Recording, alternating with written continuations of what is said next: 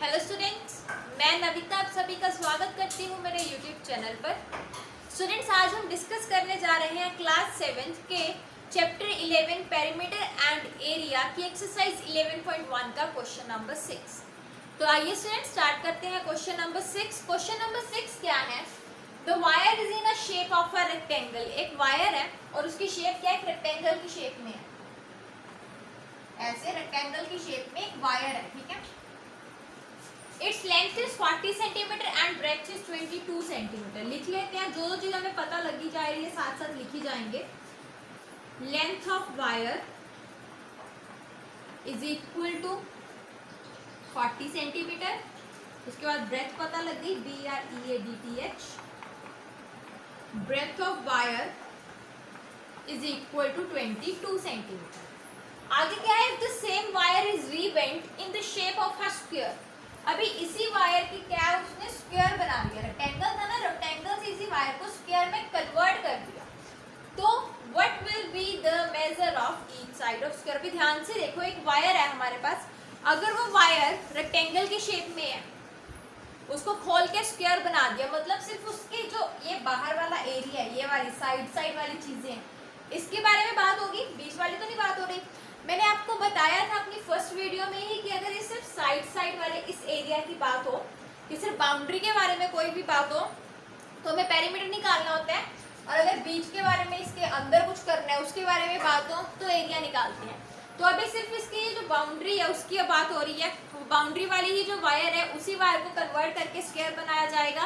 तो इसका मतलब ये कि उसने क्या बोल दिया इनडायरेक्टली हमें, कि पेरीमीटर दोनों का इक्वल हो जाएगा। वायर की लेंथ तो उतनी ही है, उसी वायर से स्क्वायर बना, उसी वायर से रेक्टेंगल बना, तो इसका मतलब पेरीमीटर दोनों का क्या होगा? सेम होगा। तो वही लिख लेते हैं यहाँ पे, perimeter of rectangle, RECTANGLE, rectangle is equal to perimeter of square. जो रेक्टेंगल का पेरीमीटर है वो स्क्वायर के पेरीमीटर के क्या होगा? इक्वल होगा। अभी रेक्टेंगल के पेरीमीटर का फॉर्मूला क्या आता है? 2 मल्टीप्लाई L प्लस बी, और स्क्वायर का 4 multiply side.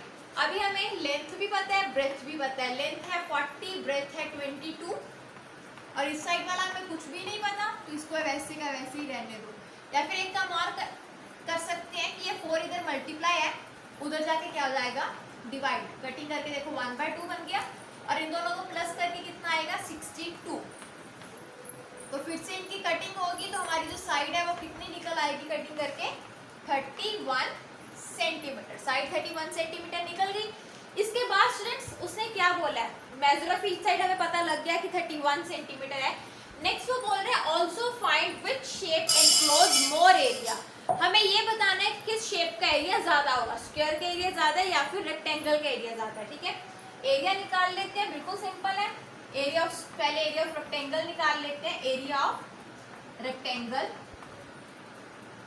Area of rectangle क्या होता है? Length multiply breath. लेंथ हमारे पास 40 है, ब्रेथ 22 है, तो क्या आएगा? 40 मल्टीप्लाई 22। दोनों को मल्टीप्लाई करेंगे, कितना आएगा? 880। उसके बाद ये सेंटीमीटर्स में है, तो कितना आएगा पीछे? Centimetre square.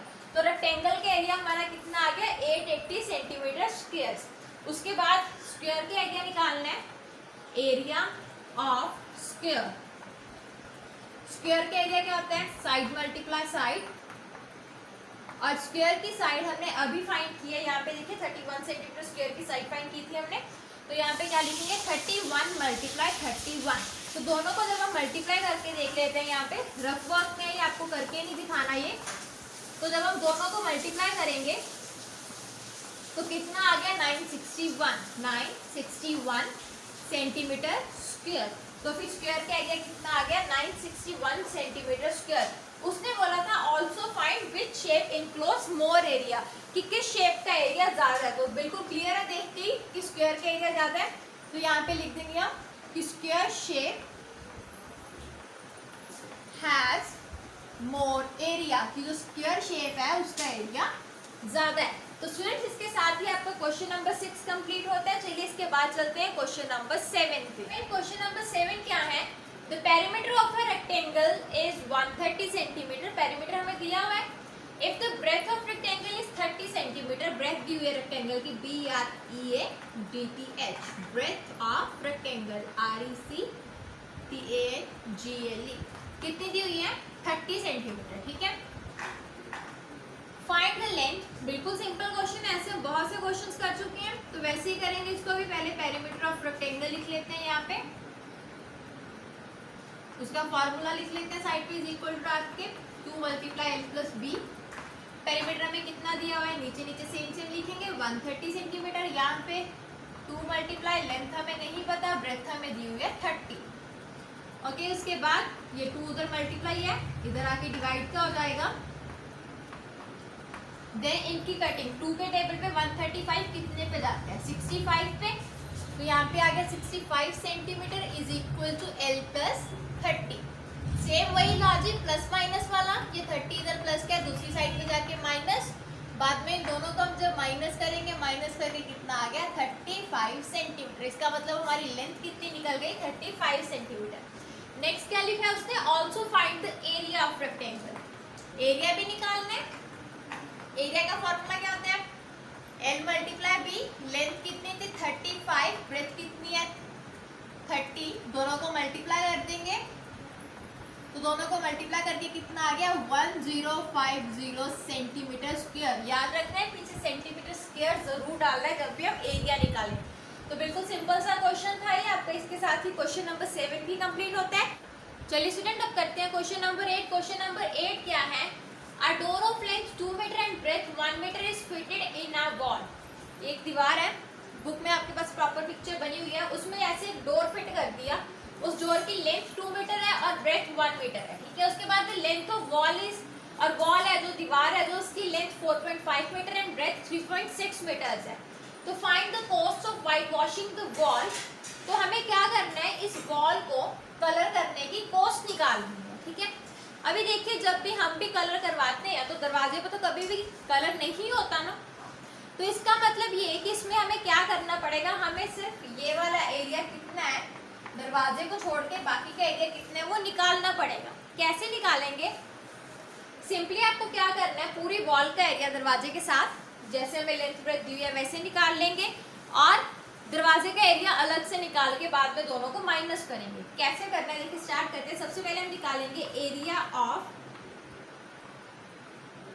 या फिर नहीं, एरिया ऑफ नहीं, लेंथ लिखते हैं पहले। Length of door, length of door, दरवाजे की लेंथ कितनी है? 2 मीटर। उसके बाद breadth of door, breadth of door, और ब्रेथ कितनी है? 1 मीटर। उसके बाद एरिया ऑफ डोर, डोर का एरिया कितना होगा? एरिया में पता है लेंथ × ब्रेथ, मतलब 2 × 1 is equal to 2 metre square. निकल गया।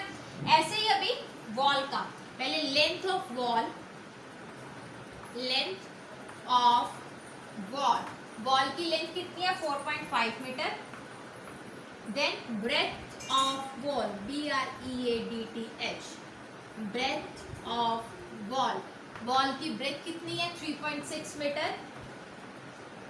Then area of wall, area of wall वैसे ही निकलेगा, लेंथ × ब्रेथ, मतलब 4.5 × 3.6, 45 को 36 के साथ मल्टीप्लाई कर लीजिए पहले। 45 × 36 साइड पे करके देख लेते हैं।